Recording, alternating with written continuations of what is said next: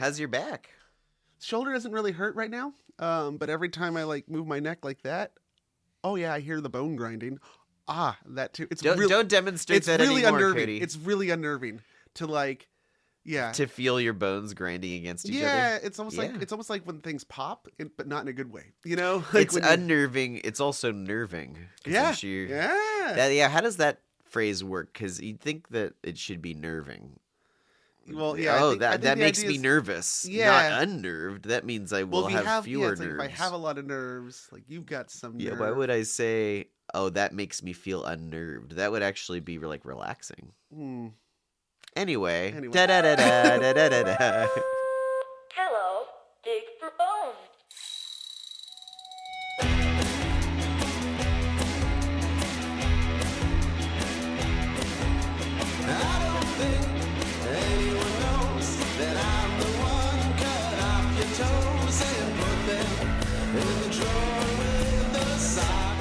Hello and welcome to the Least Haunted Podcast, a place where science, skepticism, humor, and anthropology meet to discuss all things spooky, haunting, supernatural, and sometimes just the plain ridiculous. I'm your host, Cody Franks, and joining me as almost always is the soles to my shoes, the Tom to my cruise, the doctor to my pepper, and the Jesus to my leper, the piggies to my toes, and the booger up my nose, the TP to my WC, the mic to my Ike, and the tires on my bike, the park place to my boardwalk, and the loud noise to my small talk, the cheese to my macaroni, and the Oscar to my bologna. Garth. Oh, that was so great. Who did that? That one came from Dr. Tim King. Thank you, Dr. Tim King. That was delightful. I'm so many things to so many people. In this case, one person. Hi, I'm Garth. So this is the Least Haunted Podcast where we explore haunted things like Cody said in the intro. So yeah, thanks to Dr. Tim King for that Garth's moniker. Normally, that's the first time it hasn't been an alliterative. That's right. Usually they're alliterative. Yeah, alliterative. And usually they're also submitted on the Discord, but, Tim just sent this to me directly. Tim's old school. Yeah, we got the inside line. Passenger pigeoned it to you. Yeah. It arrived by courier. Thank you, Tim. That was really great. Yes. I'm looking forward to hearing that again because there was a lot to it. It went by very quickly. Also, Patreon, if you like what we do and you want to support us. Oh, yeah. Just reminding y'all at the outset, we have a Patreon. Patreon.com/leasthaunted. I think we should need to do something like a patron drive. I want to get our numbers up. Oh, how does that work? So, you set goals and rewards. Oh, okay. Also, possibly, I don't know if we need to make more patron levels. I had this one idea that's like somebody who wants to go above and beyond and like really donate. I don't know. I'll call them something like, our benefactor level or whatever. If you pay a certain amount, I haven't figured this out yet, you just get to straight up pick a topic. Oh, that's good. Right? I thought you were going to say we make them dinner or something, but I like that. Right? Pick a topic. Yeah, I know that's Small Beans does that if you like, but that's it's like $100 and over, and you get to pick a topic. Because boy, what if they pick something really shitty? We probably had veto power, or like give us like two and we'll pick, because like they could also do something charged. At which point I'm like, if you're doing something that's like obviously racially charged, or it's like I don't think we need you as our patron, because you should know we don't touch that. Well, yeah, I'm paying $100 a month. I want to hear Cody and Garth be really, really awkward, right, and awful. Yeah, so that's a great idea. But I'm gonna put this out right now. Okay. If we get to 50, right now we have 20 patrons. If we get to 50 patrons. I will spend the night in a haunted location. And film it. I've got a lead on a few. Right. No, I know. You mentioned a new one to me just the other day, so that's very if interesting. If we hit 100 patrons, we will go and do the Washoe House in Virginia City, Nevada. Okay. I only say that because it's one you got to pay to play there. Well, and if we get 100 patrons, we'll be able to afford the trip. Yeah, exactly. As well as maybe some cool gear to investigate. So those are our mini goals. Get us to 50, and I will spend the night somewhere, spooky, and document the whole experience. I don't know if we can find a way to live stream it. That'd be really cool. And then 100, and we'll go to Virginia City. I dig it. That seems reasonable. Yes. Okay. All right.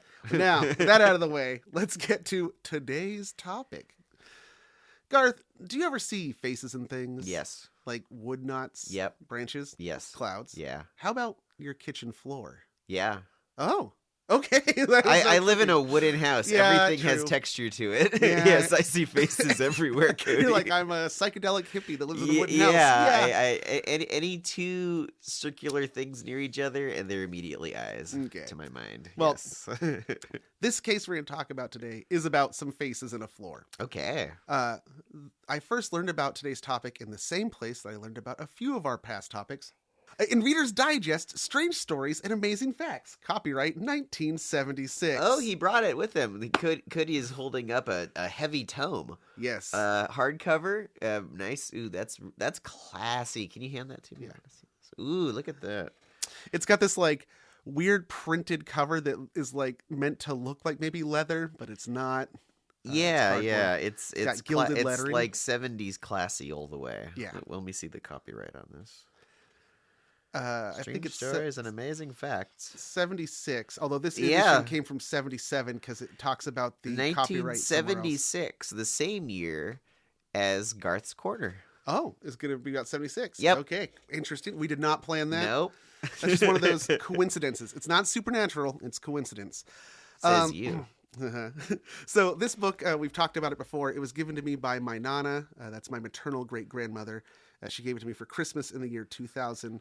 I was 14 back then and a true believer. There's an inscription inside that's very personal from my great-grandmother talking about how much she loves me. Oh, that's so sweet. Yes. That's like, I didn't read it because I was just flipping through to look for the thing, but it's written in like grandma Oh, no, font. yeah. It's like, that's when people knew how to write in cursive. It's cursive. It's like good cursive. And she was probably in her 80s at the time. Yeah. She was an old lady. Wow. Yeah. So anyway, the book is a collection of what are, according to the subtitle, stories that are bizarre, unusual, odd, astonishing, and often incredible. It's a collection of articles on a variety of topics ranging from the natural world and animals, through the origins of superstitions and traditions, to tales of explorers in the past and predictions of the then far-off future year of 2000. Two sections in particular have a rather large bearing on the origins of this show. Oh, okay. There was a section of hoaxes and frauds, and another titled Footsteps into the Unknown, which contained all sorts of spooky and ghostly tales. Uh-huh. This book, of course, became a popular bathroom reader for me. Don't worry, it's been disinfected. Oh, since. thank you. Yeah, it's long since ceased to be a bathroom book, but it was for a long time. This was pre-smartphone era. And, Yeah, back when people had libraries in their bathrooms. right? Remember that? Yeah, little magazine racks and Yeah, everything. yeah. Very unsanitary. Very Yeah. The more I unhygienic. think about how that. Yeah, it's but now we're rubbing our nasty stuff on our smartphones. I was about to so say, just yeah, as bad. yeah. The phone is even worse, probably.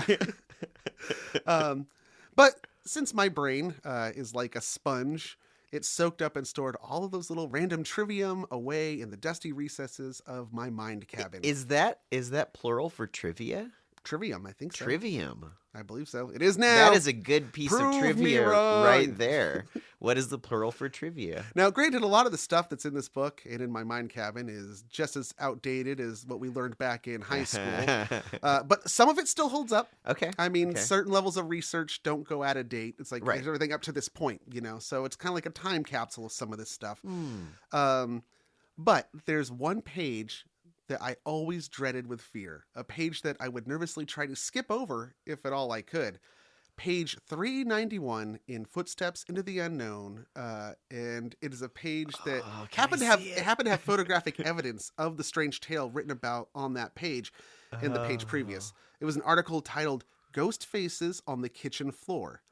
We will soon learn the story of these faces on the kitchen floor, but suffice to say the pictures that accompanied it are pretty disturbing to behold, especially if you're a young true believer. Although given where I was usually seated while reading this book, maybe a good scare could only have helped to move things along, if you catch my meaning. Oh yeah, you're on the toilet. You want to get scared shitless. Wait, I don't want to get scared shitless. I want to get scared shit. Are you gonna show me this picture? Cody's opening the book right now. All right, here we Oh, go. actually, you know what? Here, I will give it to you. Give it to me. I want to open it Yeah, myself. yeah, That'll. with the nice little bookmark. All right. My little... We'll get the Foley sound of a book opening. If that makes a noise. Oh, nice bookmark. Oh. Oh, yeah. I mean, it's not quite crazy, scary stories to tell in the dark. Remember that one? Yeah. with the woman's face, and Yeah. she has no eyes, Yeah. and that's that one that I couldn't look at. But this is like 7 out of 10 toward that. That is pretty spooky. Yeah, now if you're like, especially in context of thinking this could be a real story. Yeah, being and true here's believer. here's the grainy, high resolution photograph glossy of picture of this thing. So all right, so I'll describe it here. It's like, I can't tell that it's wood grain necessarily. Maybe it's like linoleum. It's and not wood grain. We'll find out. Okay, yeah, because there's no grain, but it looks like a stain, I guess, but it's clearly a face or two different faces. And the second one has teeth. Look, it has teeth, Garth. It has oh, teeth. Jesus, it does. Yeah, and the further in I get, Yeah. I'm seeing more of the face the more I look at it. Yeah. Ooh, the first one looks a little bit. It has the sort of the cheek jowls of a Godfather. Yeah, it's old like Marlon a weird. Brando with. But it's also very clear that these are not like true to life human faces. No person looks like that. No, they're proportions are kind of wrong. like drawn. Yeah, I suppose. stylized. Okay. A little bit. Oof. Well, what you Okay. just looked at is a picture of the Bélmez Faces, or Bélmez. It's how do you say the E with an accent over it in Spanish? Wait, Hey. what's Right, like the Jose. I So I guess guess it's the How do you Bélmez? spell it? B E with the little Yeah. tilde. LMEZ. Bélmez. Bélmez. Bélmez. L-M-E-Z. Bélmez. Bélmez. I think it's Bélmez. Bélmez. Bélmez. Bélmez. Okay. Anyway, the faces of Bélmez. So I'm actually going to read the article from this thing. Okay. Granted, this is under copyright 1976. Just a few paragraphs, but I want you to all Okay. experience what I experienced. So close your eyes. Imagine you're a 14-year-old sitting on a toilet, Yeah. terrified, and reading this. Ghost faces on the kitchen floor.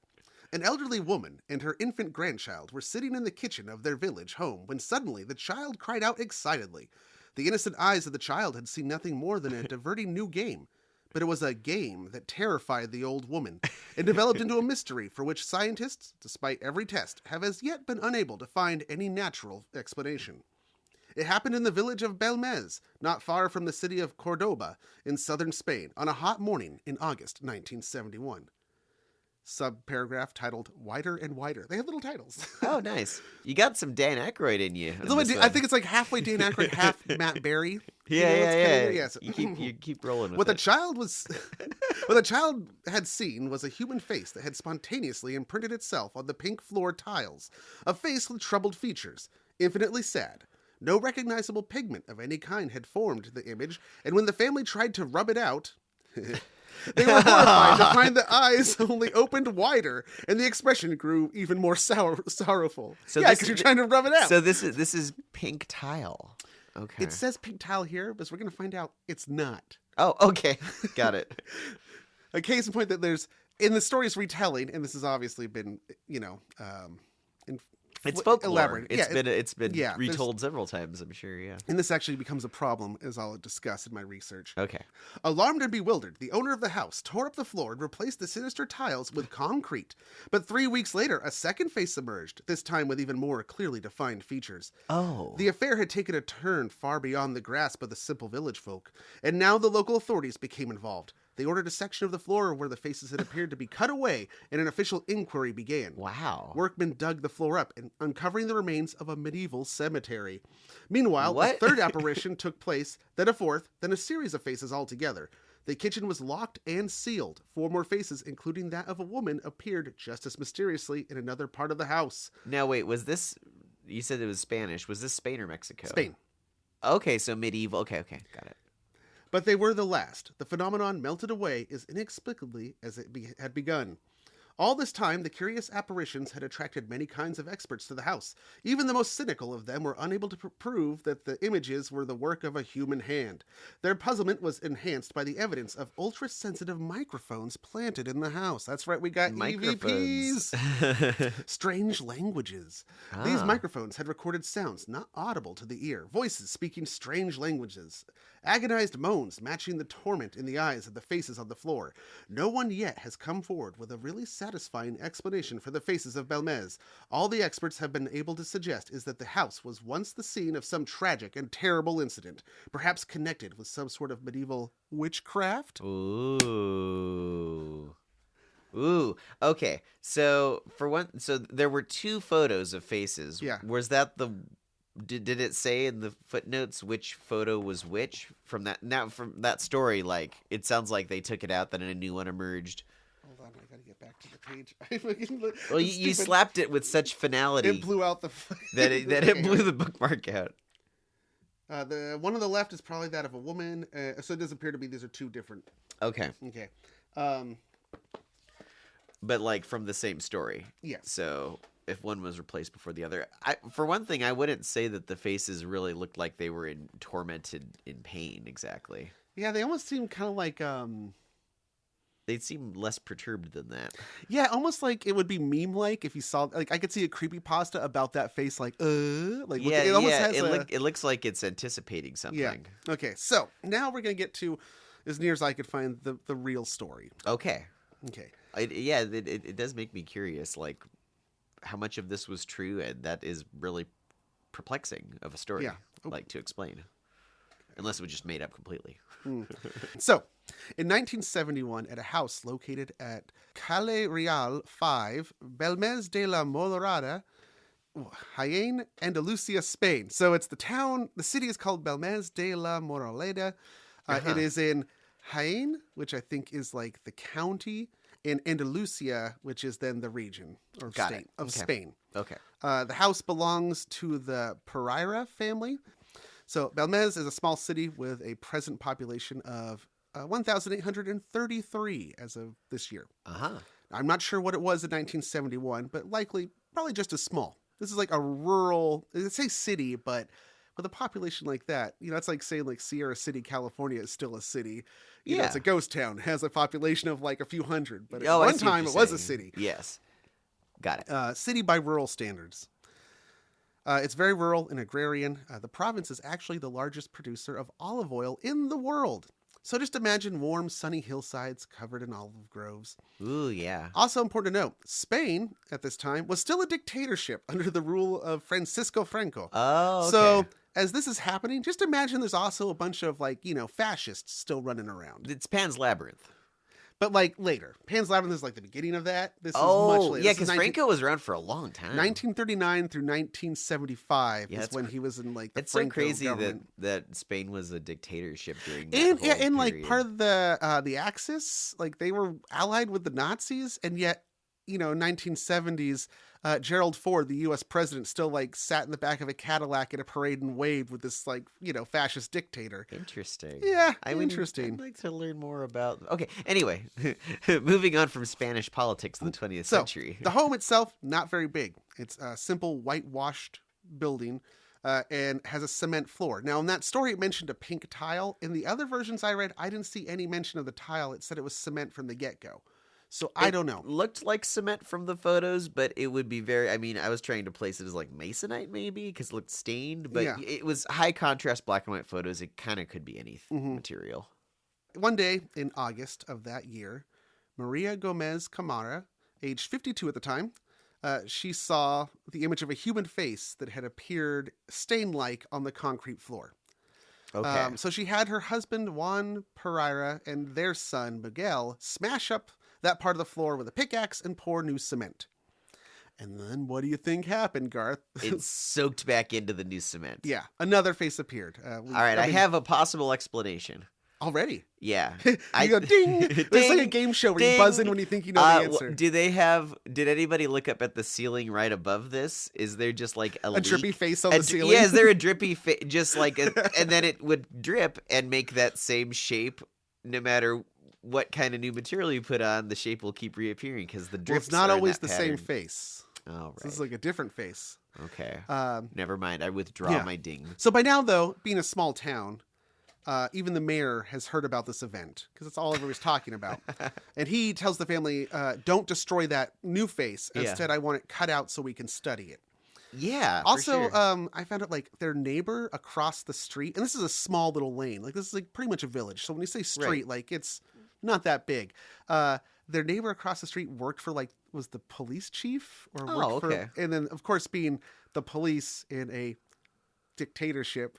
There seems to be some political stuff that ends up into the mix that I kept finding like very vague allusions to, but nobody would just kind of come out right out and say like, and also like, yeah, half the stuff's in Spanish, and so I can't even read it. So, but I'll get into that later. Fascinating. Okay. But yeah, so the word spreads quick. Everybody finds out about this. They cut out the piece to take for study, and they pour more cement in, and then, of course, more faces. It seems like at this point you'd try a different material. So, like we put some floorboards down. Or something. In early December, in early December is when they cut out that face that the mayor said, "Hey, cut that one out for study." And before they poured the cement, this time somebody thought, "Hey, why don't we dig a bit and see if there's anything down here? Maybe something's leaching up." Yeah, that would be the other. That's like the inverse of my suggestion. Something could be leaching up. Okay.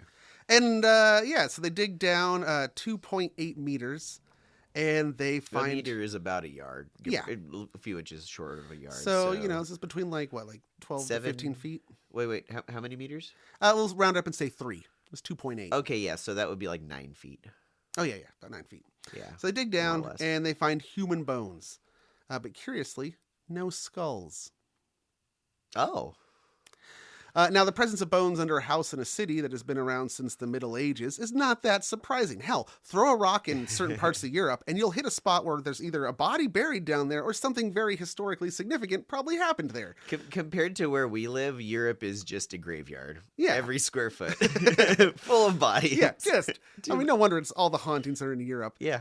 Like, I was talking about this with Allison as I was doing the research, and I said, like, if the presence of bones under your home make it haunted just automatically, right, then the entire city of Paris, which sits atop the catacombs, is like everybody's house should just be chock-a-block with ghosts. Yeah. And I mean, they have so many skulls kicking around in Europe. They have whole cathedrals made of skulls. Yeah, not made of skulls, but decorated with skulls. And then when they skulls are not load-bearing, so it's not made of skulls. But they do amazing elaborate decorations with hundreds and thousands of skulls. So...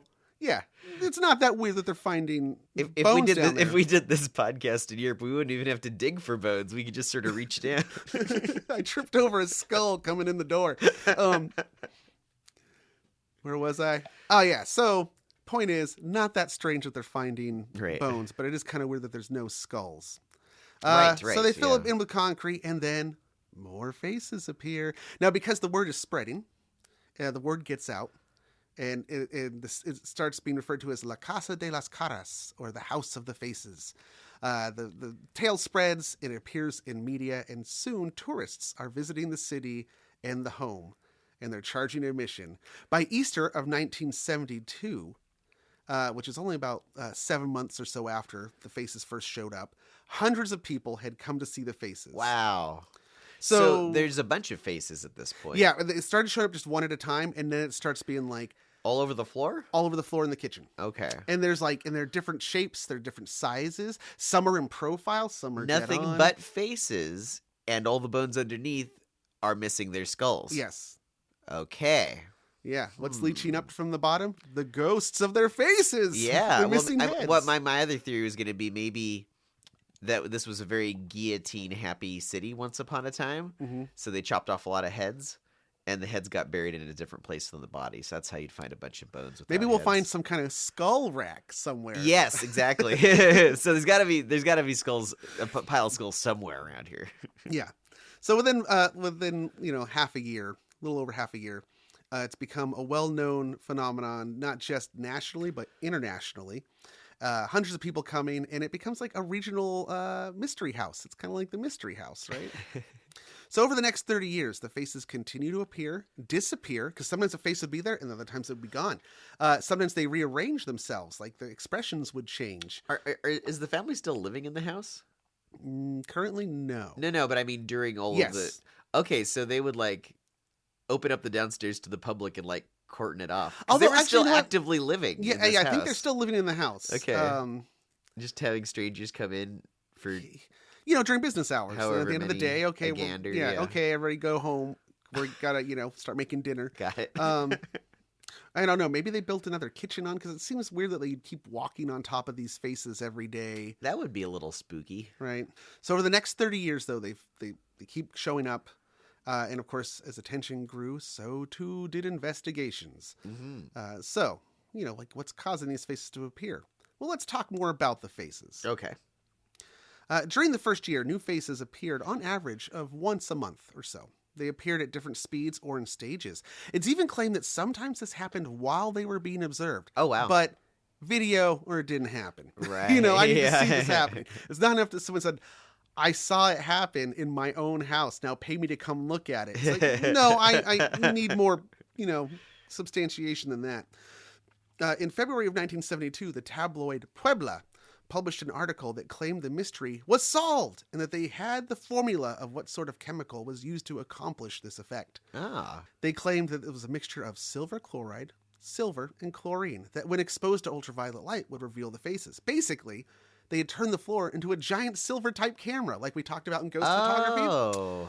Basically, they would paint a face on the floor with this invisible ink. Right. And then when it was exposed to light, it would slowly develop and fade into view. Oh, but you wouldn't need a black light to see it. Yeah, it was just regular light would make it activated slowly, by the sun. which is why it would get darker the more light exposure, because the actual chemicals were getting exposed. Would it go away when the light was off of it, or would it remain? Stays. That's how those cameras worked. So it would remain. Silver, the silver. That's a pretty good theory. Yeah. It's funny that the tabloid came up with the theory that explained it. Usually tabloids. Yeah, and this is actually Puebla was the same tabloid that had earlier told everybody about the faces, so it was like a big deal. And then Puebla started saying, actually, but unfortunately, to this theory, they never actually took samples of these faces to come to this conclusion. Yeah, you could chip off a little bit and then analyze it. It seems they did this in a laboratory and said, well, this is how it could have been done. Oh, okay. And depending on which article you get for this research, no silver was found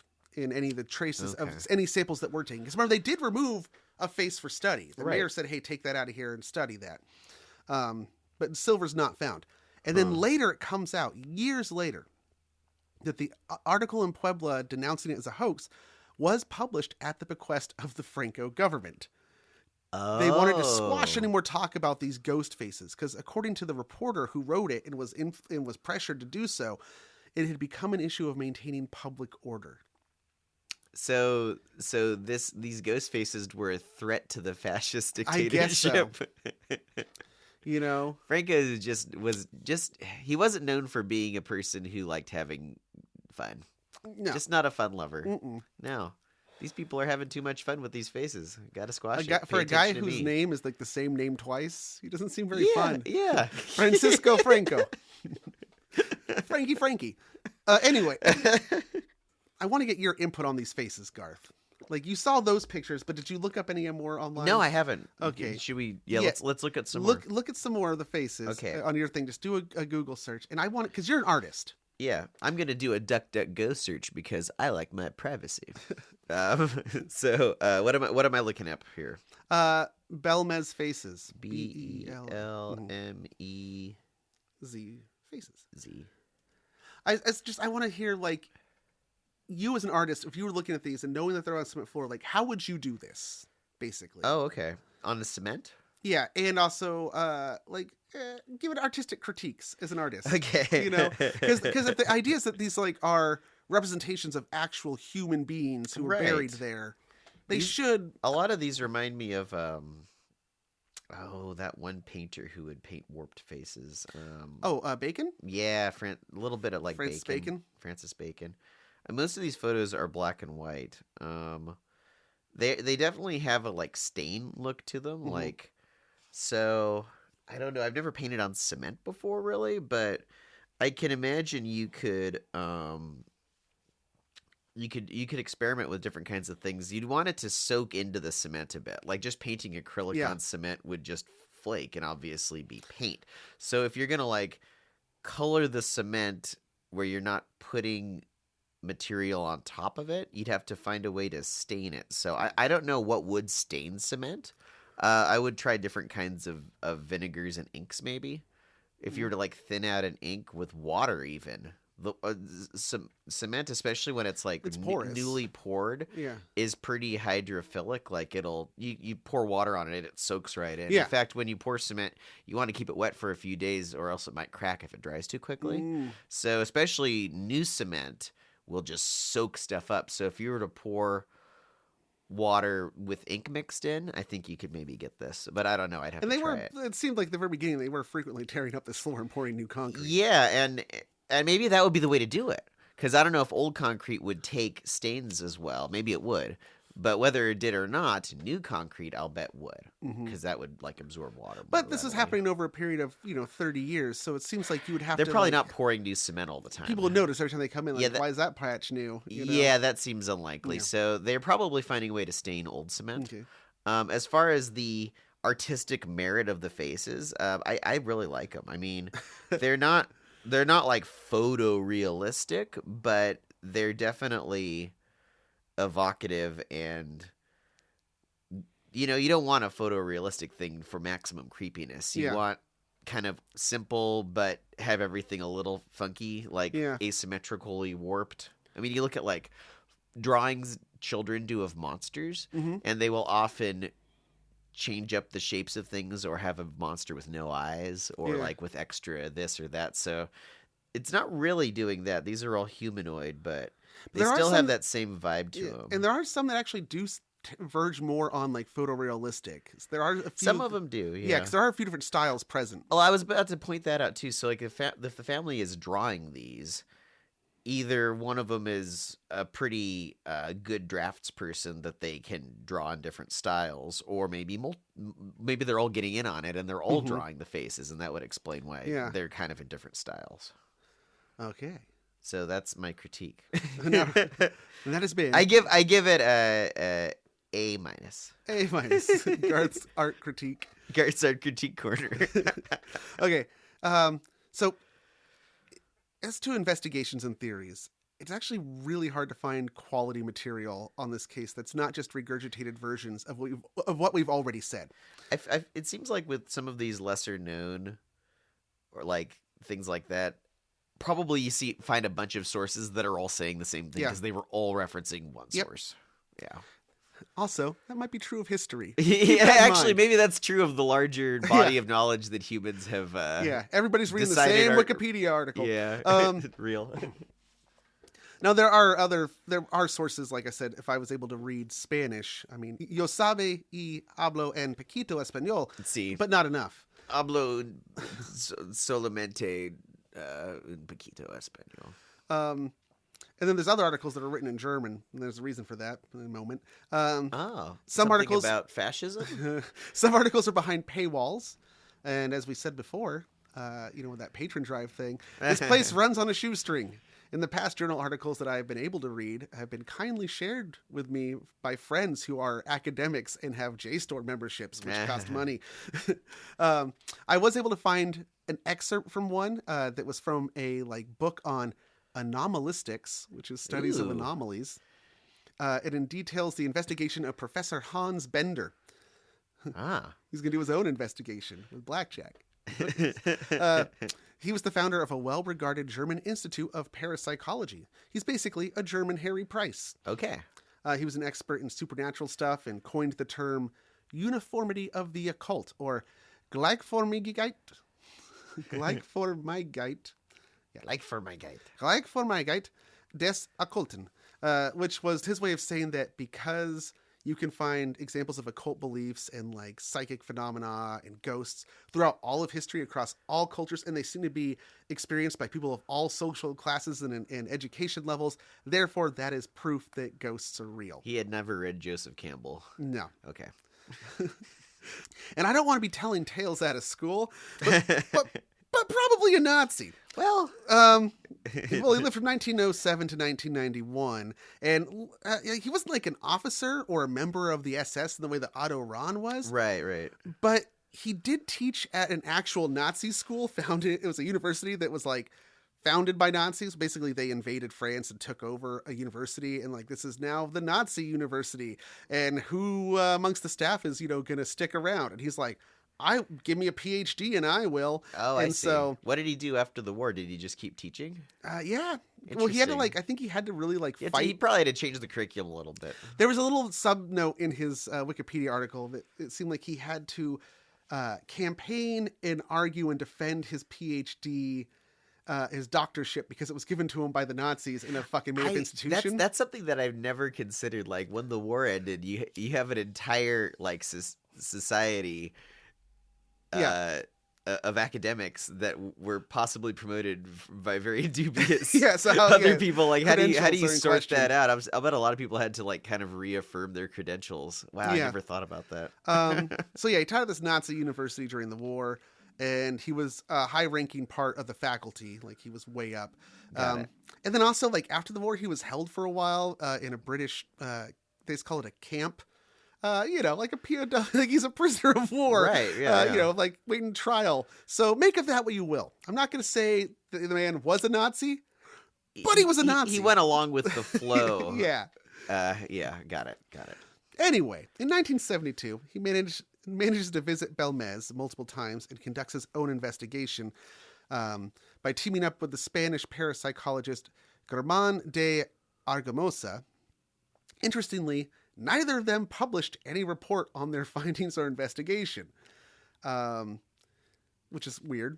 Like this thing I found like talks about, he went there and this is how he did it. But he himself never published anything about it, except for a quote about it later where he said, quote, "In Bélmez, slight changes of the face's configuration during the period when the phenomenon was under seal, attested by notary, have contributed to ensure paranormal origin." Nice. But I think I followed that. I was paying attention to your accent more than the words. Basically, he said, he just says that like, during the period when it was happening, there were faces that were sealed and they still changed and appeared, and there's a notary who will corroborate that. Okay. So therefore, it has to be a paranormal origin. Right. I think that they probably found evidence it was fake. This is my personal feeling. They probably found evidence that it wasn't legit. And to save face, they just tried to ignore it. To save face. And then, his quote is kind of vague, but still concludes a paranormal cause. But, the man was a Nazi, Garth. Can we trust him? Can we trust anything he had to say? Other investigations over the years tried sealing off the floor with sheets of plexiglass. This, in theory, would have prevented anyone from even accessing the floor and tampering. That's a good idea, actually. Unfortunately, the first time they tried this, the seal was so good that condensation built up under it, and it started to damage the faces that were already there. So Maria asked them to stop because it was damaging her floor. Right. What are you going to do? It's not like you could just pour another cement floor, huh, Maria? But it would be cutting into, her profits. Well, and every time you pour the cement floor, the room gets a little smaller, Cody. It's getting shorter. Like, just imagining, like, she's like ducking closer as the ceiling like gets closer. Even they're just pouring it on top of the old stuff, right? Like paint. Who bothers stripping paint? Just paint on top of the old paint. Don't worry if your room is a little bit smaller. Yeah, that's a fun story idea. Somebody who keeps painting the walls of their room and it just gets smaller and smaller. Yeah, you could. If it was a long-lived person. Yeah. I've been painting this room for 5,000 years. If I stop painting this room, I'll die. I have to crawl into it because it's the size of a shoebox now. Do you know about, do they call it, is it Fordite? There's a thing that's used for jewelry. Oh. And it's all these different colors and wavy patterns, and it's really, and what it is, I think they call it Fordite.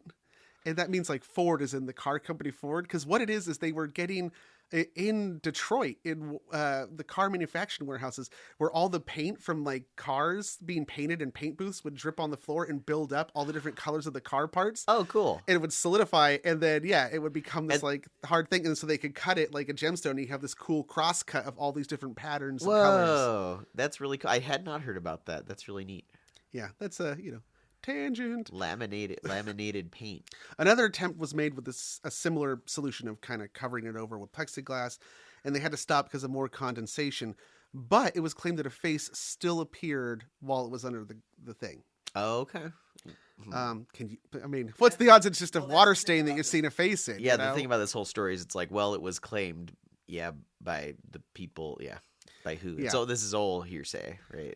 And also like, if it's a face in a stain, and there's water and condensation building up under it, there's going to be new water stains, and so you might see new faces and stains.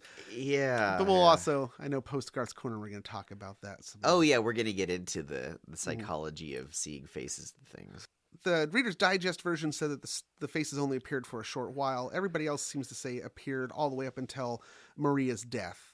It stopped when she died. Yeah. Which leads to one of the theories. That she drew the faces. Well, the obvious one. No, this is this is the serious theory. Okay. Have you heard of something called photography? Photography. No, thoughtography. Thoughtography? Photography. That sounds stupid. Well, it is, Garth. Photography is a topic that we will probably cover separately at some point. But in short, it's that certain individuals or mediums can either consciously or subconsciously project images from their thoughts in their mind, Garth, onto objects. Psychic. That would save me so much time. I have like 3 paintings to paint in 2 days now. Just look at the canvas. I mean, just look hard. at the canvas. Stare at it really hard. I'm going to thoughtograph it. Famed psychic fraud Uri Geller used to do this trick where he would take a camera and he'd leave the lens cap on, and then he would place the camera against his forehead and take a picture. Nice. And then when they developed the film, there'd be like images. He's like, that came from my mind. Did he just draw a picture on his forehead? No, it was like pre-exposed film that he was rerouting. Got it. It's pre-done exposures, dude. It's fucking the oldest, literally the oldest trick in the ghost photography book. Right. The original trick. So the theory, though, is that Maria was subconsciously projecting these faces onto the floor. Right. Now, she said when the first face had showed up that she didn't think much of it herself until she started having headaches and feeling nauseous around it. And again, the same feeling of headache and nausea would occur when other faces appeared. Could this be the symptoms of her subconscious psychic ability? Or was this nausea and headache caused by the fumes of chemicals used to create the faces in a poorly ventilated kitchen? Yeah. ¿Por qué no los dos? Yeah. Well, when you mix turpentine and ink in a closed space, Really? and then you labor over a drawing on the floor with the fumes going right up into your nose. Now, hold on. Wait, Maria, were you using bleach and ammonia to do this? Yeah, right. Whoa. Or maybe it is, like we said before, the faces of the headless bodies buried underneath. That's what I was thinking. That's another earlier. theory. Yeah. I was unable to find out how many bodies were found. Are there dozens? Yeah. Or how many? Because if there's dozens, if not hundreds of faces, then there should be like an equal ratio of headless individuals the faces might belong to. That would be the idea. Yeah.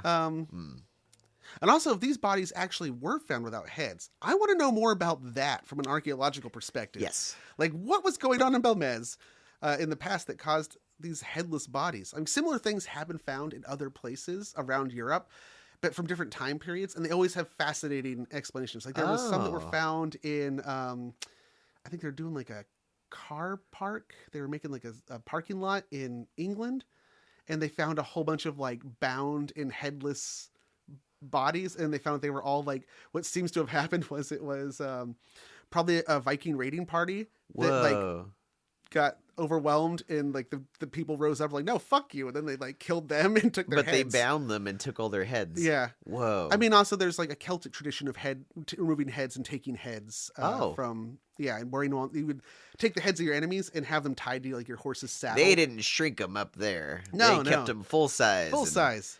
And then it was the idea that, like, because they thought that the head housed the soul.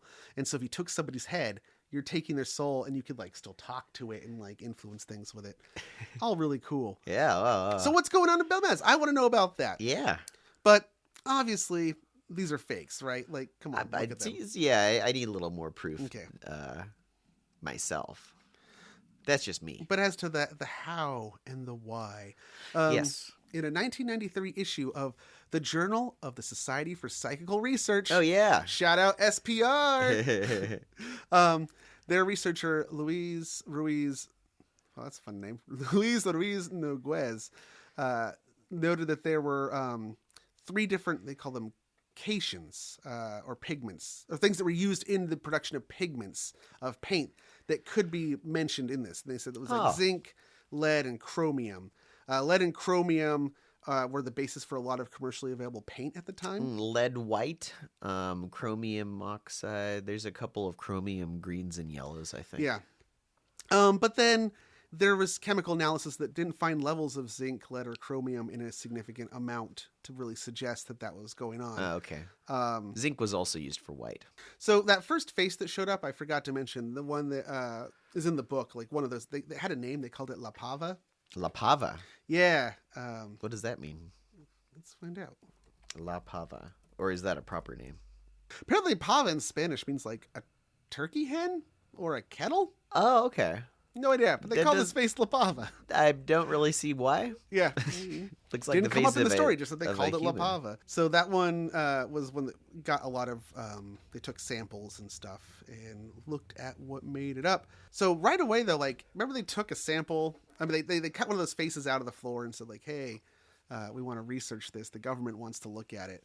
And they did their study in 1971. So like pretty early on, the Spanish Ministry of the Interior came to the conclusion that they were fake.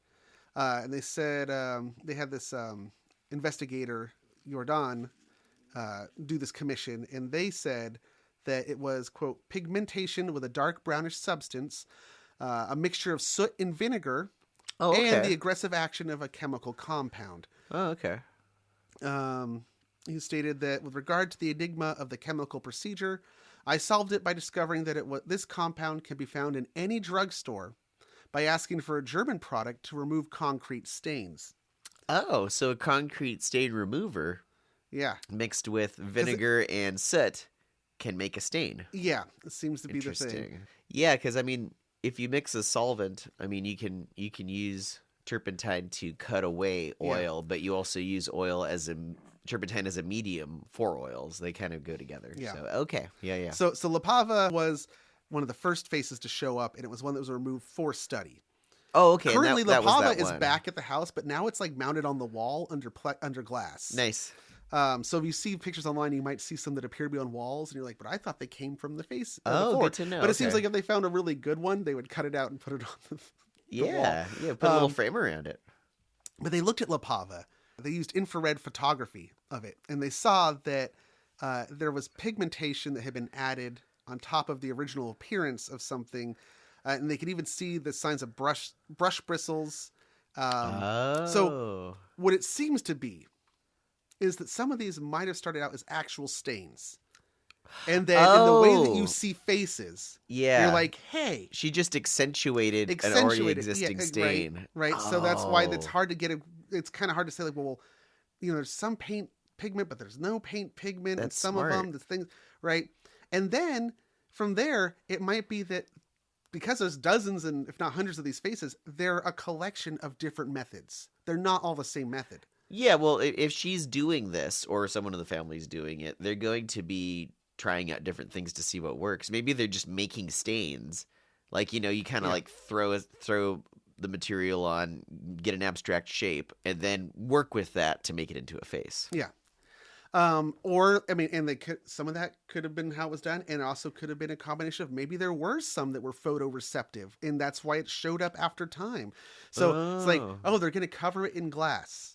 Well, let's like put that stuff on the floor now, and then they'll cover it up, and then it'll still appear. Maybe it's something that's like water activated this time. So as the condensation builds up under that plexiglass, it activates the chemical, the stain forms. So it's like there might not be just one direct solution. Well, and that's always a good way to Emphasis on pun on solution. Yeah, that's always a good way to do a trick. Like when they did the Lord of the Rings films, there was no one way they made the hobbits look smaller. Yeah, they did forced perspective. Yeah, from shot to shot, they switched it up, and that makes it harder to like see the trick. Yeah, exactly.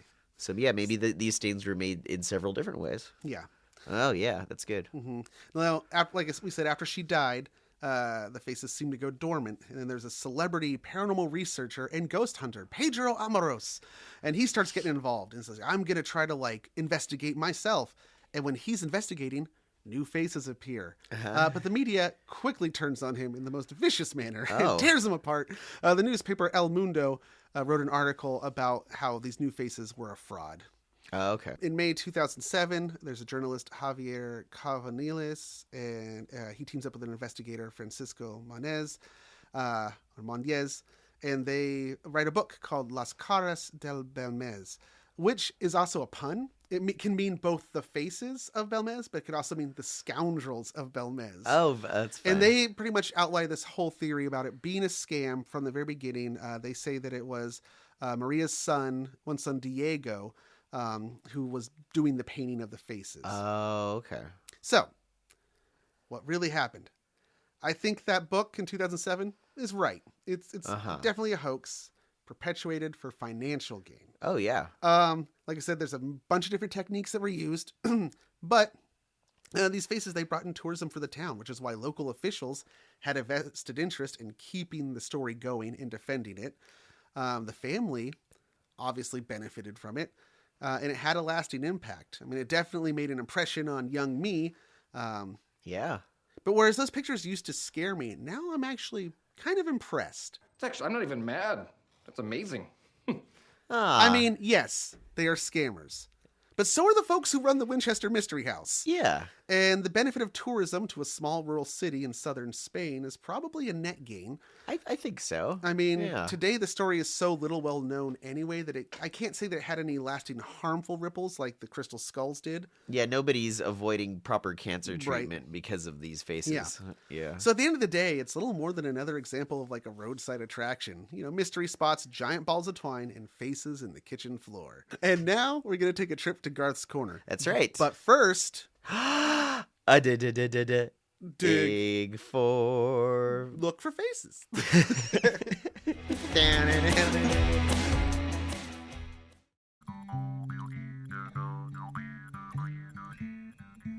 Do you like beer? Of course you do. Do you like good food? You better believe it. Then we have the show for you. It's the Hoppy Trails podcast. I'm Nick. I'm Travis, and on each episode of Hoppy Trails, we invite you to come along on our journey to explore craft beverages and the foods that accompany them.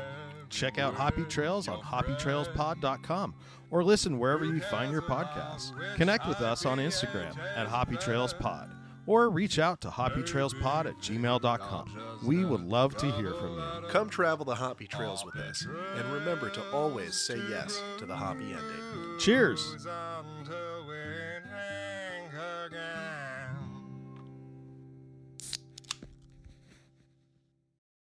Did you grow up with a lack of parental supervision? Do you know all the lyrics to The Fresh Prince of Bel-Air? Remember Mayor McCheese and the Fry Guys? Have an inexplicable love for the California Raisins? Can you remember Madonna's original phase? Then you might be a part of the Doom generation. Laugh until you cry with us each week as we stumble blindly through the memories of the movies And other random things. that doomed us to be the salty, sarcastic, sardonic ladies you want to hang with. You know us, you love us, you can't f***ing live without us. Doom Generation, available everywhere you find podcasts. Whoa, boy, did you see any faces down there, Cody? I sure did. Yeah, they were looking deep into my soul. All over the place. They were looking deep up into my soul from below because I was standing on them. Yeah, I was faces. just thinking of that part of Dante's Inferno where it's just like a bunch Oh, of yes. faces, and you like have to like walk on the faces to like because the Yeah. ground is covered in people's faces. Venture Brothers does a really good job. I always wondered, like in that, did they have to behead all those faces because your shoulders would be bumping up against the next person? You couldn't have a bunch of faces that close together. It's hell, dude. Yeah, They'll make okay. it work. It's hell. Anyway, we're back. Those were some faces, weren't they? Boy, howdy. Oh, yeah. Yes. All right, so now we're going to do a Garth's Corner. Woo! Yep, we're doing this. There's no turning back now. Buckle up, everybody. Some Cody once told you all about pareidolia. This ain't the end of the Smash Mouth parody song. Actually, yes, it is. Some people perceive a presence in the trees, and some people even hear a cliched voice in the breeze, and some people see the Virgin Mary in their toast. But I've seen a face that's scary because it's in the most unlikely place. Oh, I see a face in your face. It looks so fucking out of place. There between your eyelid, your nose, and your corner lip, there's a secondary small face with a joke it likes to quip, but he sings so softly in your sleep, you can't hear it. He sings like David Bowie, with the David Bowie spirit. He sings about you, saying you're the right guy. Oh man, I wonder if he'll ever mention. But I got this weird cosmic question, is there a face on Mars?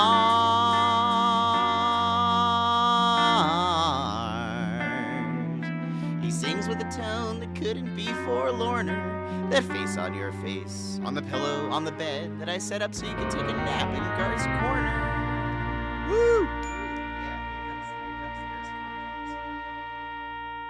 All right, welcome to Garth's Corner. So we're gonna talk about the face on Mars, Cody. This was your suggestion. So with this show, I often only have a vague idea of what the topic is gonna be before Cody unleashes it on me, so that I can, like you guys, hear it for the first time. And anyway, he told me a bit about what this would be, so I knew it was gonna be like seeing faces and things. And then I was like, well, what should I do for the Garth's Corner thing? And Cody's like, oh, the face on Mars. So I was like, okay, well, I'll get into that. And I started to. And actually, there's enough for a Garth's Corner here for sure. So starting out. Well, I figured face on Mars works because it's pertinent to the topic, and you're the space guy. I'm the space guy. Yeah, so I can talk a little bit about Mars in general. But yeah, mostly we're going to be talking about this face that they found on Mars in 1976. So, NASA sent 2 identical space probes to Mars in 1976. They were both the Viking 1 and Viking 2. The mission was a huge success and can be credited for forming most of the body of knowledge that we have about Mars for the next 30 years. Around the turn of the century, we started sending more things to Mars. Remember the Mars rover when we were kids? Yeah, then they sent a bigger Mars rover 10 years later. Yeah, I remember when they sent. Was it 97 when they shot it off, or when it landed? Yeah, that sounds about right. It takes a couple years to get to Mars usually. This is future Garth, and we were dead wrong. Dead wrong? That's right, dead wrong. It actually takes 6 months. 6 months? Yes, 6 months. But yeah, that was around that time because we were kids.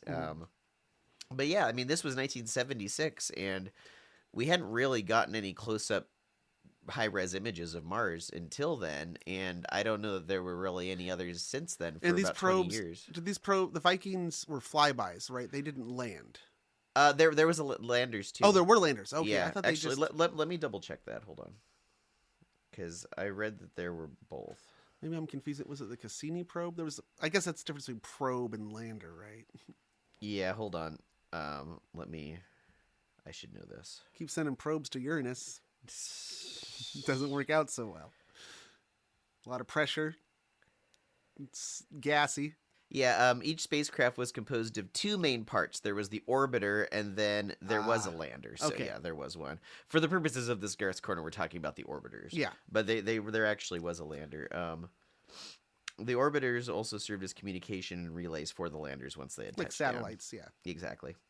So these things were orbiting Mars, and they were photographing different parts of the surface of Mars up close, and getting like a really good global map of all of the features of Mars. One of the places they were looking at specifically was the Cydonia. I'm probably pronouncing that wrong. Cydonia, Cydonia region of Mars. I'd say like we pronounce cyan, like the color, right? Yeah, so it could be.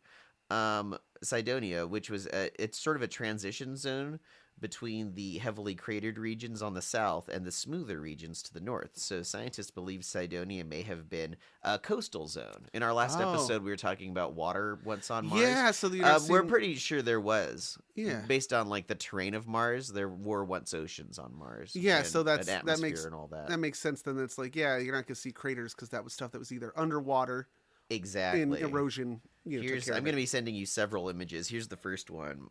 Let me know when you get it. I'm waiting. It's coming slowly. Oh, it's sending. Is the part that we edit out because there's pauses. Wow, it's taking me a there while. it goes. Delivered. Oh, to my phone. You sent it to my phone. I thought it was coming to my. Yeah, Cody's laptop doesn't receive text messages like mine does. So I put a little red circle where this region of Mars is, and you can see that's a topographic map of the surface. So the mountains and craters are all kind of on the south end of Mars, and then there would have been a north end ocean. Wow. And as you can see from where this is, that's kind of along the coast. Is this all of Mars that's been like rolled out flat? Yeah, just like an Earth map. Oh, okay. So that's cool. all of Mars. Oh, wow. Yeah. Wow, there's like nothing on the northern part of Mars. No, it's just flat. Yeah, that's the... Interesting. Yeah. You'd think it was more uniform by the images you see now, but this is a height map, so you can imagine it would have been pretty interesting looking. Well, I mean, there was also a many point. years ago. There was a point on Earth when all of our land masses were congregated. Yeah, Mars kind of has a Pangea going when you think about it. A pan-Mars. But no tectonic activity anymore, so it's permanent Pangea. Up there on Mars. I was going to say down there on Mars. It's Pangea because Gia is like Earth. Panmaria. Panmaria. Panmaria Nice. would be it, yeah. So, Cydonia, I just sent you the height map of Mars. I'm going to send you more images now. So here's one of many images they took as they did a flyby. They actually took 18 images of Cydonia, 7 of which had better resolution than 250 meters per pixel.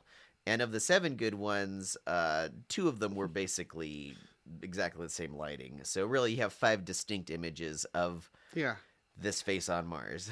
Oh, yeah, So no, there here it is. There it is. I also always wondered why the picture had like those little black dots all over it.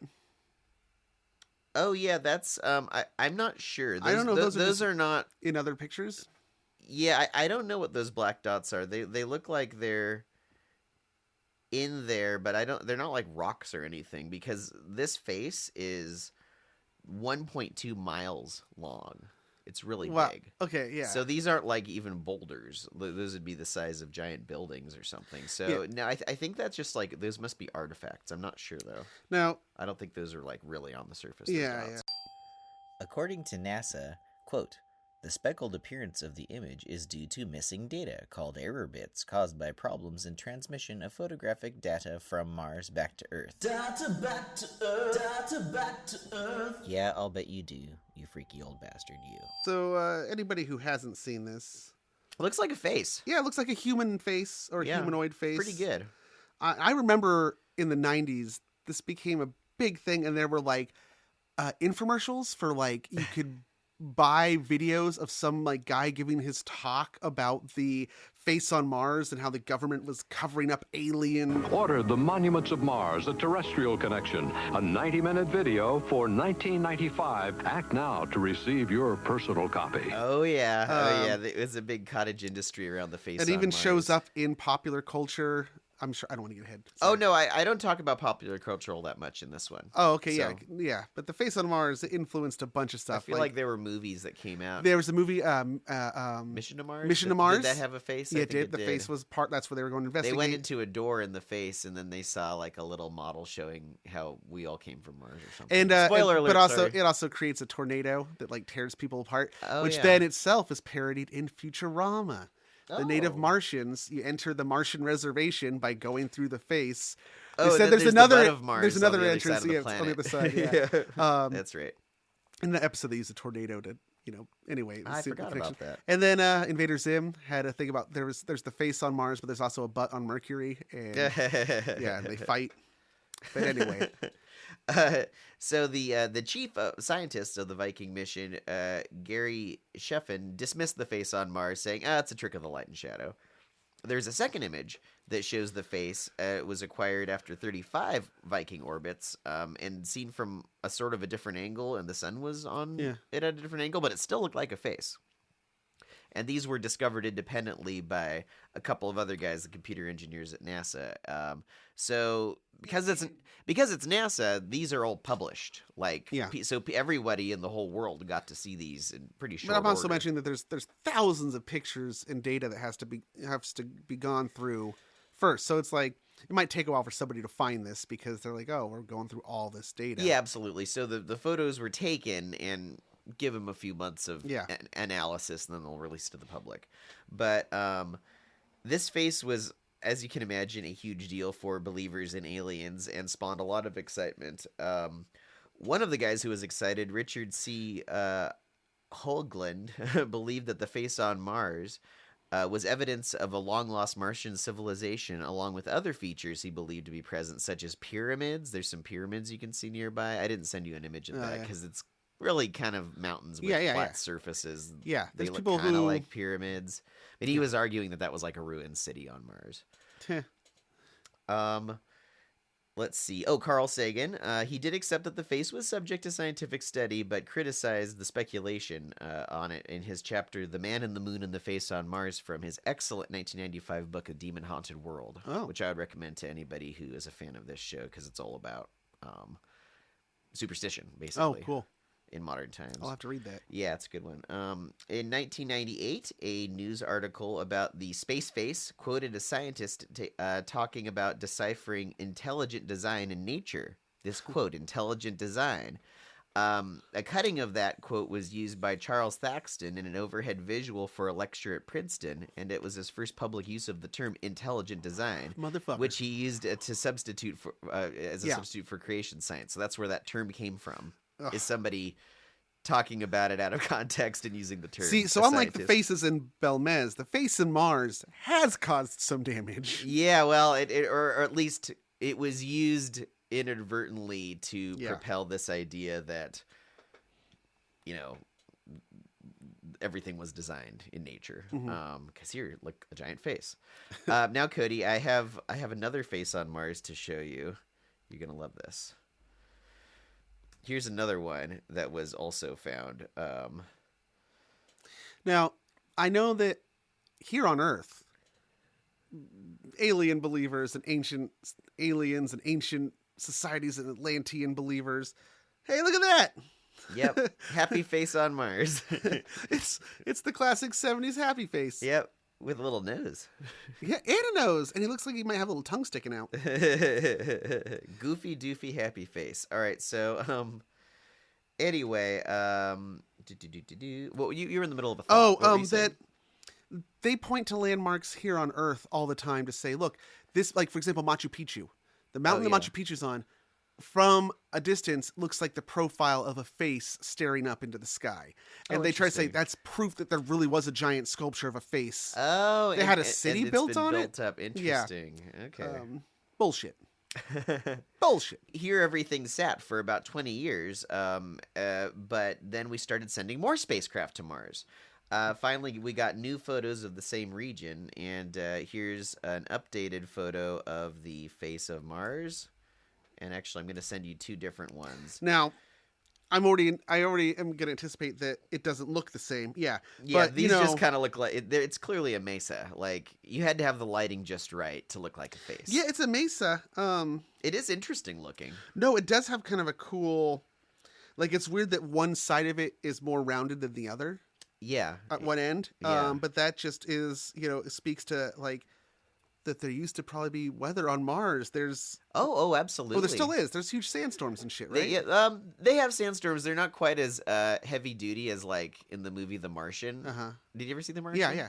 Where he just like gets swept away. Yeah, They're not that bad. There's not enough air. Like Mars doesn't have no atmosphere, but it's like barely an atmosphere. Yeah. So yeah, I mean there's storms, but. Yeah, they're not it just, as heavy. Yeah, duty I mean, as it just is really interesting to look at geology in erosion.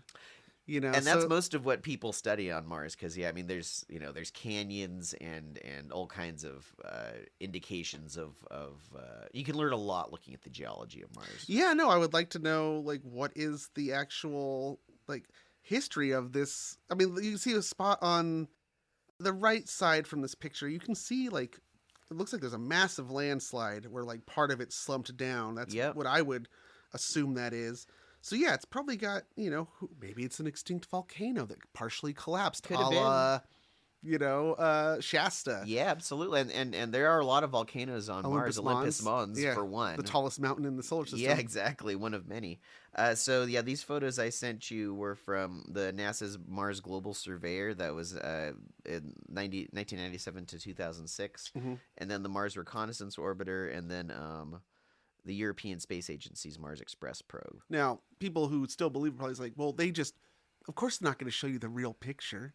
This is all the cover-up, Garth. Well, it must be international because this isn't only NASA but also the European Space Agency. But I guess anybody... They're all in cahoots. Nobody has a problem imagining that... Are they in cahoots with the aliens? They must be.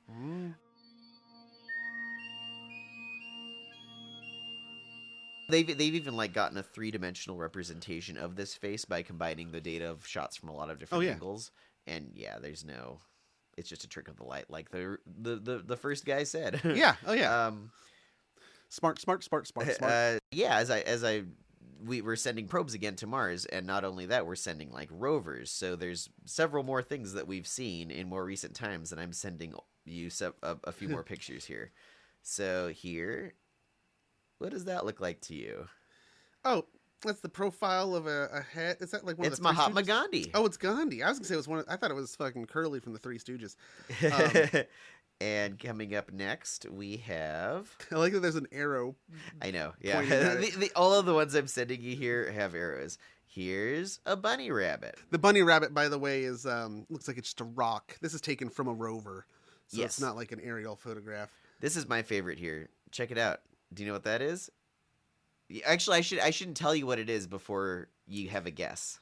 Well, looks like an iguana. Yep, that's the iguana. That's my favorite. It actually really does look like an iguana.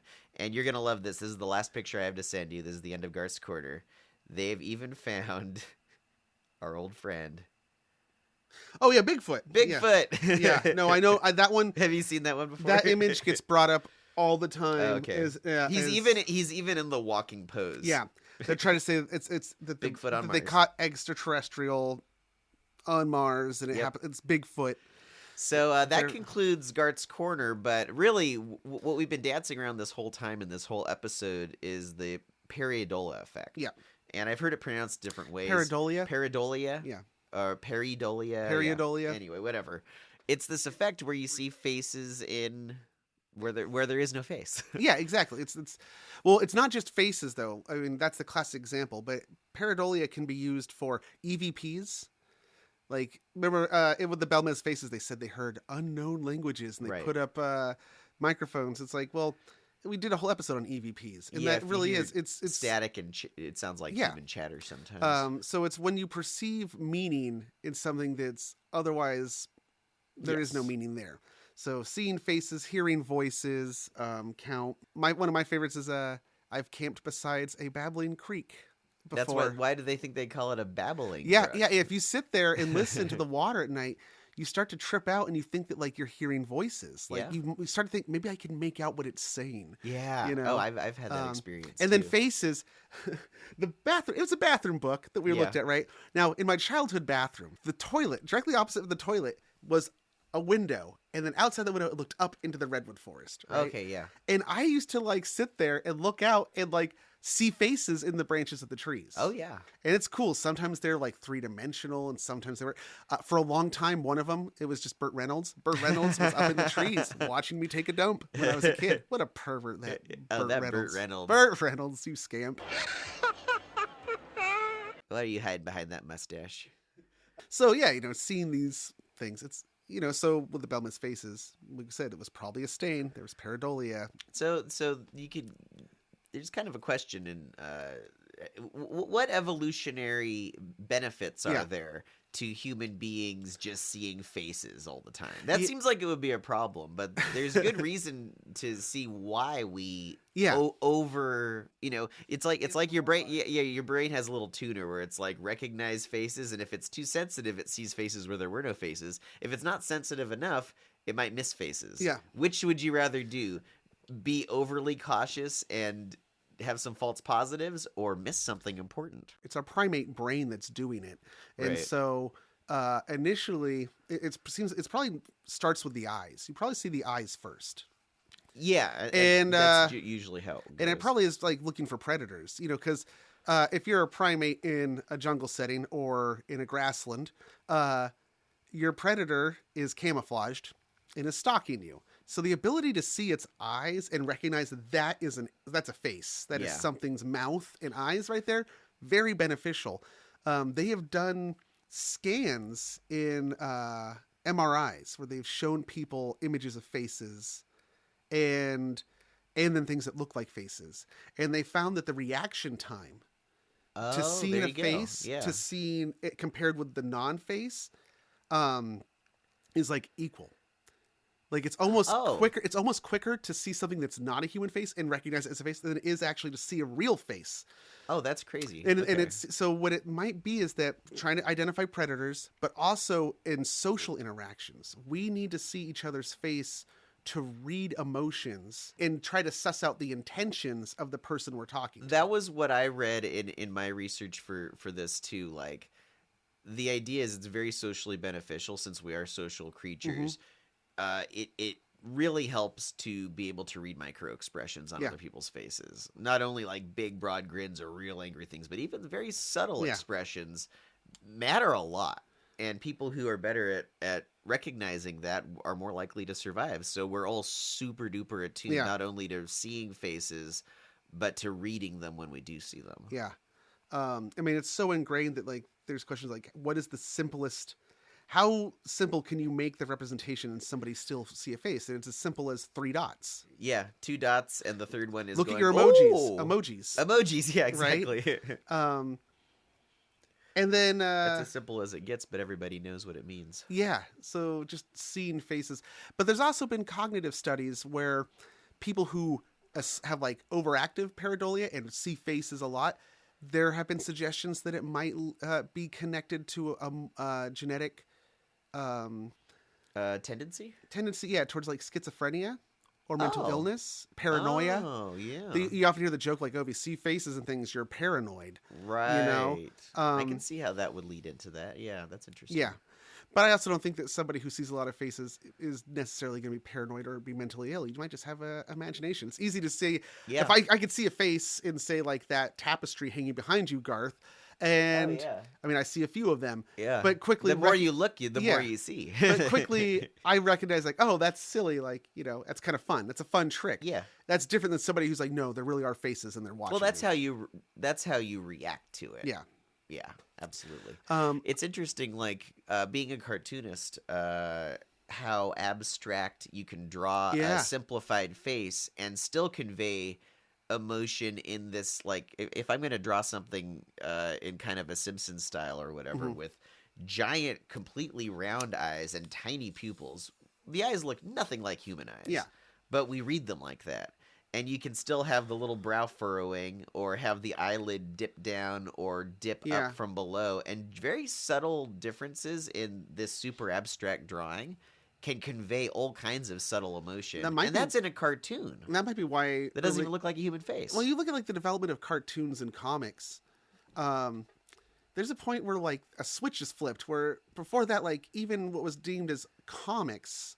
This is before like motion cartoons, you know. Yeah. Were still somewhat like realistic looking, or like they were caricatures, but they weren't like as outlandish with those giant eyes. And then like once you get into like animation, just a little before that. I think animation really set that rolling faster though, because I mean, if you look at like Little Nemo and Slumberland or any of those caricatures from the late the late 19th century. In like, you know, newspapers and stuff, they do political cartoons. And they never did abstracted real cartoon faces. They were always like, you know, kind of made more extreme and caricaturized, but realistic. And then, I think it was around the time of animation, I would say, actually, that you get really simple things. And that's just because people were drawing how many frames a second. And you wanted, the fewer lines, the better, because you can animate faster. Yeah. So you get characters drawn way more simply. But like I said, like those really big eyes, it's very easy to say like, oh, I want them to be mad, so I just put a straight line on that circle at an angle. Yeah. And that conveys a furrowed brow, right? That's the furrowed brow. Ever wonder why anime characters have such big eyes? Have I ever wondered that? Yeah. Why do they all have these really huge eyes? I guess I've always wondered why the heads are so large. Why the lids aren't drawn all the way around. That always bothered me. I never got into anime as a kid because I just there are some things about the style that just rubbed me the wrong way. Now I'm gonna unlock it for you right here. Okay, all right. One of the first cartoons that was introduced to Japan, Betty Boop. Oh, interesting. Well, but Fleischman, Betty Boop's eyes went all the way around. You had but the big eyes, the body shape, the head shape. Oh yeah, the that's expressive, really cartoony interesting. nature of it. Betty Boop was the proto-anime character. Yeah. Whoa, that's really interesting. Yeah, that's Yeah, a side note. little barely a nose. Yeah. Oh, it's all Yeah. This is adding up. I'm staring off into space. Yeah, right. It's all Betty like, Boop oh, and like, yeah. it's all- Just give Betty Boop some pink hair yeah, and some magical girl powers, and here you Wow, go. That's good. Then you have Sailor Moon. Amazing. Yeah. Yeah, that's really. I mean, interesting. that is a simplification, but yeah, and it's Sure. also like, yeah, the first things they're getting is like Betty Boop and Mickey Mouse. Oh, okay. And Yeah. so you're Mickey Mouse, again, a very abstracted Yeah. set of simple shapes. I and mean, Mickey he has Mouse. perfect I mean, let's circles be honest, for ears. he's just a ripoff of Crazy Cat. Yeah, which is in turn a ripoff. That's another interest. We're getting on a weird, huge tangent here, but how similar a lot of early cartoons looked compared to one another. Yeah. By virtue of the fact that they were drawn in black and white, and It's only so much you can do in the medium. yeah, exactly. But okay, so back to pareidolia and seeing faces and things. It didn't come up in the stuff that I was reading, but I'm really curious to know, this might just be a hunch, is that I wonder if people with Asperger's syndrome don't experience pareidolia of faces, at least, as often as other Do people. people with Asperger's have a harder time recognizing expressions? Yeah. Right. Okay. So yeah. At least that's my understanding. And I'd if be you're interested about that, I want to be contacted if you are a listener of ours who is on the spectrum or and if you has know- some insight. If you know anybody who does, Yeah, you could ask them maybe, because that'd be Yeah. really interesting to find out. Yeah. Yeah, insight into that about, because I know that is usually, I think, like, it might just be the stereotype, and it depends on, Right, I mean, like I yeah. said, it's a spectrum, right? Sure. But like, would it's usually that- someone with that condition be as likely to like not only see faces and things, but like you look up at clouds and like, oh, that cloud looks like a this. Like, Yeah. I wonder if that would happen as readily for someone. Yeah. Like that. 'Cause Oh, if interesting. if you have a hard time recognizing expressions, and if the evolutionary advantage of the pareidolia is to recognize expressions, Yeah. could there be something there? Contact us, people. Yeah, let That's us a really know. good question. And I've got some people I could reach out to as well. I'll have Yeah. to look into that. So what did we learn today? Is that the end? So what have we learned today? Well, class. Also, this was not a paranormal university, but I would say that it counts towards class credit. Oh, really? This is like an elective. You got a little bit of pareidolia in there, and you learned about a classic paranormal case that. That's a good one that I'd never heard of. Like Right. most of our topics, I'd never heard of. But this if you're one. in the know, like Yeah. if you're in the paranormal know and you've been hanging out in the circle, you know, if you're in that This community, would be the classic the one. fandom, Yeah. you would know about it. Let's see. I gotta find a segue. What are you trying to segue into? Monster Squadron. Oh, okay.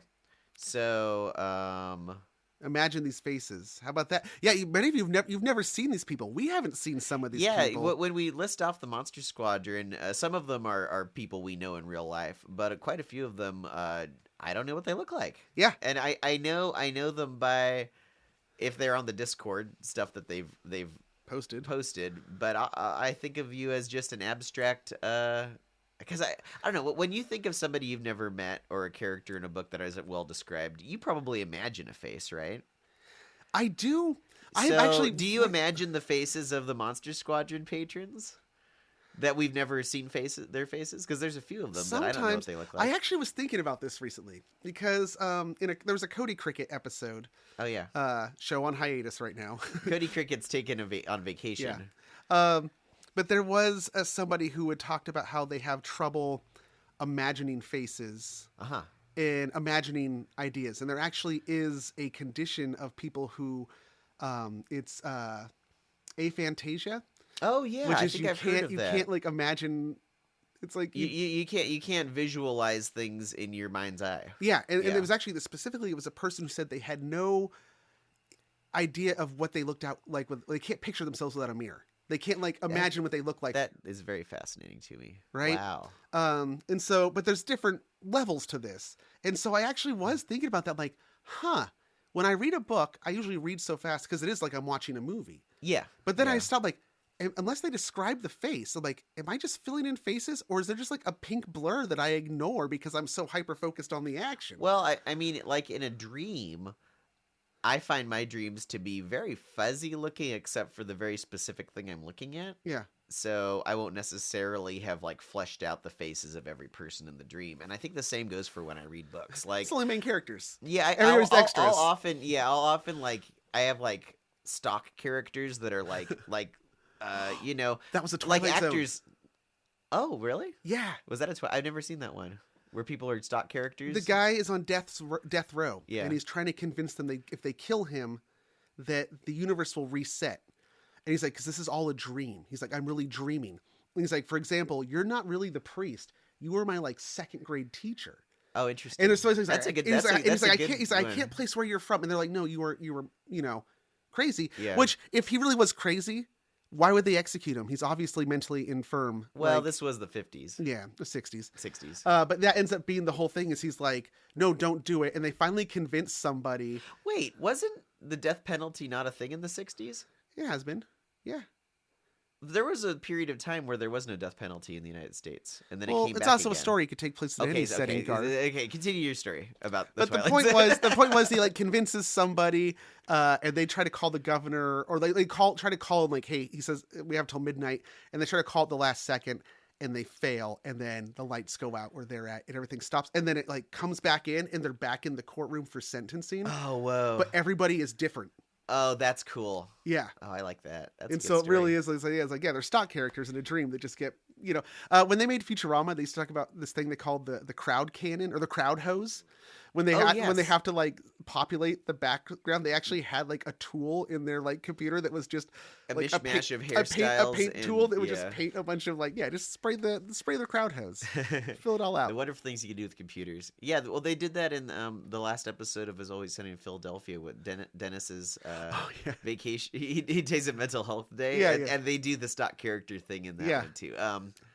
Yeah, that is really interesting. I often imagine characters as just actors that I think of. That's often the stock characters. I'm not sure who fan casting. Yeah, movie. So here you list off the Monster Squadron, and I'll tell you what I think they look like. Okay, and some of these you do know. I mean, because again, true. if you're in the Monster Squadron, you get to hang out with us. I think. I don't know when our next one is going to be. When you hear this, it might have been the previous Sunday. But yeah, we're recording this early because Cody's going on a vacation. Yeah. But you can actually hang out with us on camera, and usually it's crazy conversations, a lot of fun. Yeah. Okay, so Garth's gonna try to picture these people. Some of them he knows. Okay. All right. Fan casting the Monster Squadron. Yes. First up in the role of Travis Alexander. I imagine this really tall football player with a big old beard, even though I know that's not what he looks like because I know him. Okay. Next. The Barbarian. I imagine a centaur. But that's probably because she played one. No, well, she didn't play a centaur. She played a... What was the character? She played a... The Barbarian played... a Nucklevy. A Nucklevy, yeah. Yeah. Okay, next. Rachel Krieger. I imagine, like, a pair of yellow barbells floating in space, fire all around them. Oh, so like a biblical angel. Kind of, but barbells. And they're very shiny and plastic. Okay. Next. Tom Dahl. A blue dropping, like a drip of water dropping like Chubby Rain, like from Bowfinger. Next, Justin Duckham. I'm just doing colors. What the hell? Green Moss Man. I think you're getting a case of aphantasia as we go. A Green Moss Man. Okay. Kelly Flynn. Kelly Flynn. Oh, that's Kelly Flynn. That's just a big old feeling of warmth and happiness, abstracted. Gunnar Franks. Gunnar Franks, I think of a Sherlock Holmes hat. Next. Carla Harrington. Well, that's my mom. I'm thinking my mom. Next. Havelock. Oh, yeah, that would be a keyhole. So he's actually the negative, he's a hole, so he's like the shape of a keyhole, but I'm not sure what the surface is. Next. New Jared. I was about to say kangaroo, but he's from New Zealand. That's very offensive. So no, I imagine. I'm actually, I imagine him like old Jared, but he's like just very shiny because he just came off the assembly line. He's like He's like a 1990s extreme. Like they took Jared. Yeah, and he's they're like, Jared Extreme, and he's really Yeah. pink and hasn't gotten any like. Hey, fellow kids. Yeah, How's it going? yeah, he's got giant Dippy fresh. sunglasses and a surfboard that is also a skateboard. Next, Brian Lamb. Brian Lamb. I picture a blue and purple lamb. Okay. TJ Levenhagen. TJ Levenhagen. I'm picturing a frog with like spikes, like an armadillo. Next. Armadillos don't have spikes. They have. It's with armadillo armor that also has spikes like a hedgehog. Next. Okay. Alicia Overton. I was gonna say tea, but I think I'm just thinking of the word Ovaltine. This is and even if it was Ovaltine, that would be chocolate drink. Oh yeah, You need to drink I more didn't know Ovaltine. that, so I'm thinking about a cup of tea, floating in space around the Earth. You can't prove she's not there. Somewhere between here and Mars. Jordan Ramey. Jordan Ramey. I'm imagining like a tall, red, sculptural, stilt-like creature that has mandibles and can jump around. All right, and bringing up the end is Blue Roan. I imagine a blue rhinestone dangling in space. So there it is. That was the best I could do, guys. Sorry if that Monster Squadron list took too long, but I was doing my best to be concise with each one. We love you all, Monster Squadrons. Don't ever change. Yeah. From how I imagine you in my mind. Oh man, now you got to like illustrate all these. Oh no, I don't. Yeah, don't put shit on my plate. I illustrated them with words, Cody. Yeah. You're like, it wouldn't work if I drew them. That wrecks the whole point of this. We're all picturing what I said in our own minds. Yeah. So you all have different takes on my descriptions. Oh, that's true. You know what I'm saying? Yeah. Know what I'm saying? Yeah. Okay. Well, real quick, also we have a PO box. We do? Yeah. What's this? Oh, is it? Let me guess. Is it like 22? Yeah. Redwood Estates, California 95044. Yeah.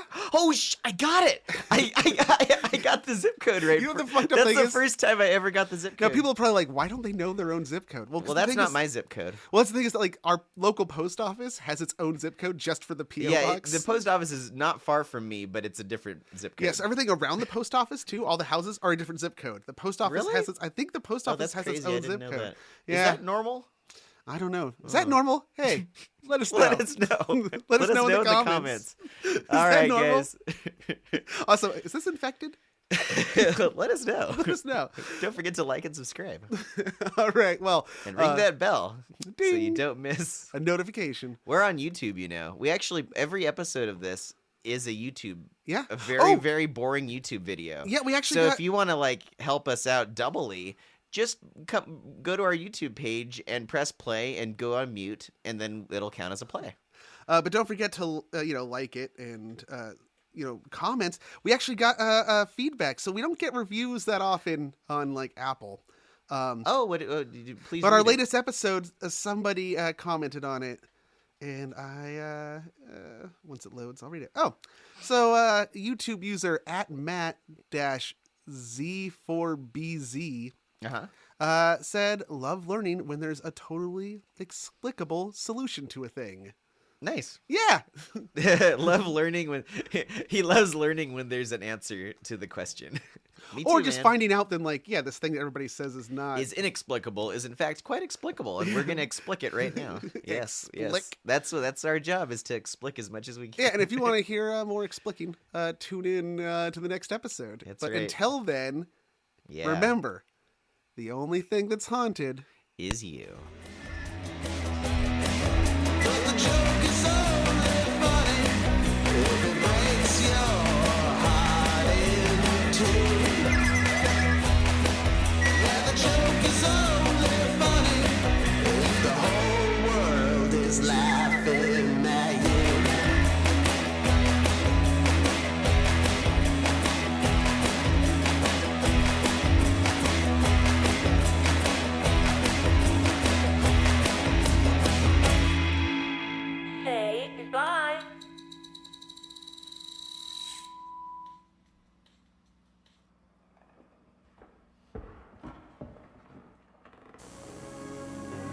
16 years ago, the Viking spacecraft took this amazing picture of the planet Mars. Do you see a face? NASA says you're seeing a trick of light and shadow. Science writer and former NASA consultant Richard C. Hoagland says NASA is hiding the truth. Now, for the first time, see and hear secrets about the existence of extraterrestrial life that have been guarded behind the closed doors of NASA. In the important video, The Monuments of Mars, A Terrestrial Connection. See the amazing similarity between this face on Mars and the ancient Sphinx in Egypt. Learn what connects this part of the Martian landscape called Cydonia and this countryside near England's mysterious Stonehenge. Hear and see other scientific evidence that we have been visited by beings from other worlds. Order The Monuments of Mars, A Terrestrial Connection, a 90-minute video for $19.95. Act now to receive your personal copy. But that's bad copy. The Least Haunted podcast is recorded before a dead studio audience and is a presentation of Sequoia Productions, LLC.